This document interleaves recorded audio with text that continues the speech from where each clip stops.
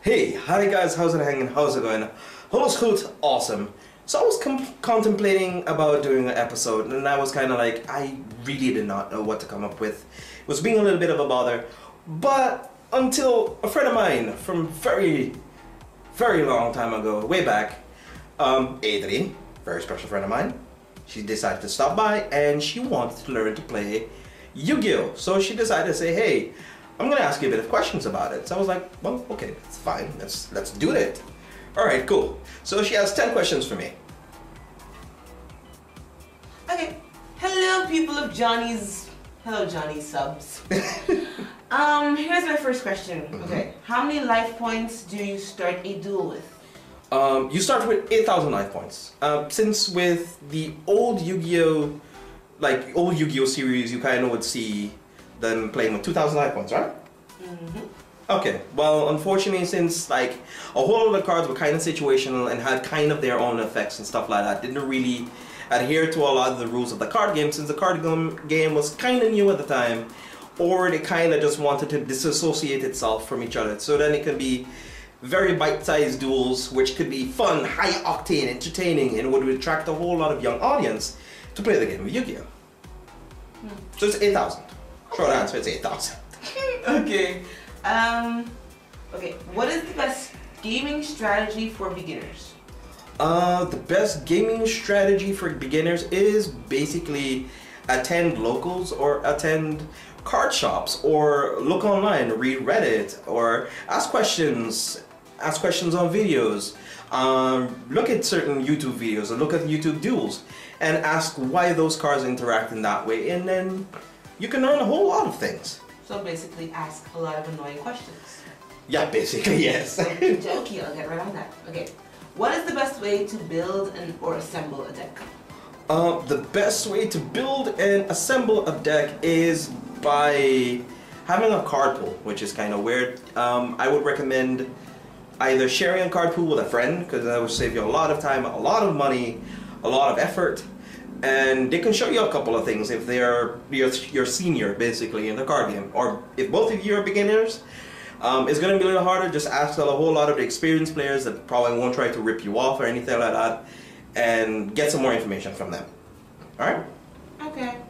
How many cards are needed minimum for a normal duel and for an extra deck? For a normal duel and extra deck included, 70 cards in total, 40 cards main deck, 15 cards extra, and 15 cards side deck. So 70 in total. Math. It's kind of important that a minimum be at 40. It helps consistency, it helps the pace of the game. I guess even numbers or something to want to work with, but even though it's odd in the extra and the side deck. So hey, I won't penalize anything about that. The side deck kind of helps the main deck, so then if you play a match game at a tournament, it allows you to be able to interchange cards that were weak in the matchup from out your main deck to stronger ones that can probably help you counteract the opponent you're playing against. Okay then. Okay.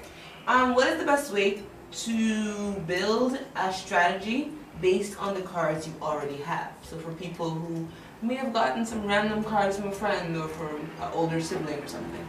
Okay, that kind of fits into one of the other questions. It's kind of like, it depends on what type of player you are. So if you're a person who kind of likes a whole bunch of cutesy stuff, a whole lot of things that just kind of aren't really too good, but they look good, basically.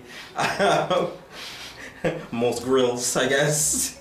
But, sorry.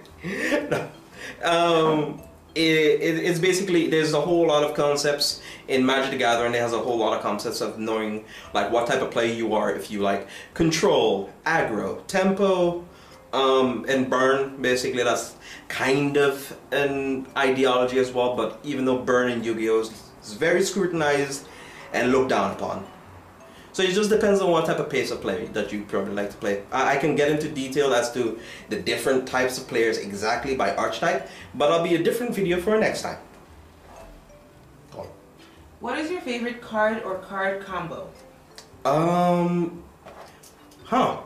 Like my favorite card is Vampire Lord, and I kind of had a small little combo with him where if he was destroyed by a card effect, I can't remember if it's by your opponent's card effect or yours, but he was kind of like my favorite card at the time, and there was a whole lot of destruction and stuff like that, and I used to play this zombie, I don't know, it's very weird, this dorky little zombie deck and stuff that kind of was focused on getting him out and stuff like that. So, I mean, I had a whole lot of fun with that deck. Okay.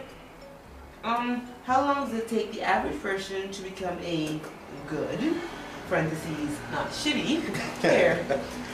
Well, calling yourself a good player is just very subjective in a whole lot of card games, because it's maybe like 40% skill and like 60% luck. So it's dependent on, I mean, there's a whole lot of players that kind of like to reverse that 60-40, 40-60, 35-75. I mean, sorry, wow, math. 35-65, so it's just really dependent. It's really dependent on the situation. I would just like to say, to become a pretty okay player that has knowledge of the games, just practice and play more often. Read rulings, learn your information, learn what your deck does, and you don't want to become a reader. Okay. A reader? You mean me, who has to read the description at the bottom of the card? And it takes like half an hour or 45 minutes to figure out, oh, that's what a card does. Thanks. I think you're quoting me. Go to hell. How long does a usual duel last? Usual duels should take about 40 minutes. That's kind of like the tournament procedure is 40 minutes, and if no winner is decided by that time, if it's tied or life points are tied or whatever, by that time it goes into overtime, and usually depends on the venue and depends on the event. It's usually 5 or 3 turns. Okay. What has been the most difficult situation you've come across while dueling that you've been able to make your way out of? I think that would be the World Championship qualifier in Dublin, where I played 5th round mirror match with a deck. Basically, a mirror match is both of you are playing the same cards, more or less, or the same type of deck, more or less. And he had a pretty aggressive field that he had more life points than me. I was sitting at overtime.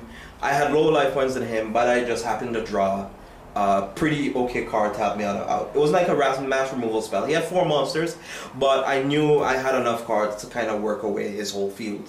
So I was kind of proud of myself at the moment that I ended up having 500 life points more than him. So I was pretty kind of like, whew, Jesus, I kind of earned that one. Nah, it was a hard of cards. Okay, I guess. Yes. Number 10. Name 5 jargons and give their meanings from the Yu-Gi-Oh! Duel Monsters game. I would kind of like to, I guess you can say scrub is one, which refers to a player that has little to no experience or probably has little to no talent of playing any of the card games he tries to aspire to play to. I like you laughing and looking at me while you say that. No, I'm always watching. Your face is right there. So I'm watching, I'm trying to watch them and I'm trying to watch you too. So I mean, multitasking. You guys are awesome. He's calling me a scrub. You're kind of okay. No, I'm not calling you a scrub. But that's kind of like, it's very a derogatory term to beginning players, so I do not tend to like to use it a little bit. I kind of like to use it jokingly for more experienced players that kind of knows better, but are acting dumb. So that's kind of what I like to use it for. There's also top decking, which it refers to a heart of the cards reference. It's a Yu-Gi-Oh meme where you draw the exact card to the exact out that you need it for. And that can happen a whole lot. And let's see. I kind of like does the centralized ones where I use a lot. There's a whole bunch of people that kind of use different ones where being salty, I guess, is one, but that's kind of generalized a whole lot of the whole gaming world over. So like you have bad luck. No, just raging, just being angry that you lost to something. Oh no. Oh, yeah, just being salty about it. Oh, okay, being a douche. Yeah, being bitter about it. Yeah. Okay. It's pretty bad. And then drawing the nuts is basically you probably play like a limited amount of cards, and you draw the exact combination of cards that probably solidify your game, which little to no effort from your opponent, or your opponent was being able to have little to no interaction as to what was happening. Okay. Yeah. Thank you, John. Well, thank you, Adri. Thank you for stopping by. I'll send you the bill. What? The bill. What the fuck? No? Big Boy Time is free? Oh, I guess not. No! I charge per minute. Oh, okay, that's alright. Well, I guess neither of our times are free, guys. So I'd like to thank her for stopping by. I'd like to thank you guys for stopping by and being so awesome, for sitting down, taking a listen. Be awesome, stay awesome, guys, and have a wonderful day. This is Dance Productions, and I'm Adri, bye! And we're signing out. Bye, guys. Hey, hi guys. Welcome to the ending card screen actually. I hope you guys enjoyed the episode. It was going about, you know, stuff and things. About things and stuff. If you would like to get notified when me bringing out any other episodes, you know, you can click that fancy red subscribe button. Or if you want to get redirected to any of my previous episodes, you can click the top right corner. Hope you guys stay awesome, guys, and have a wonderful, wonderful day. Till next time.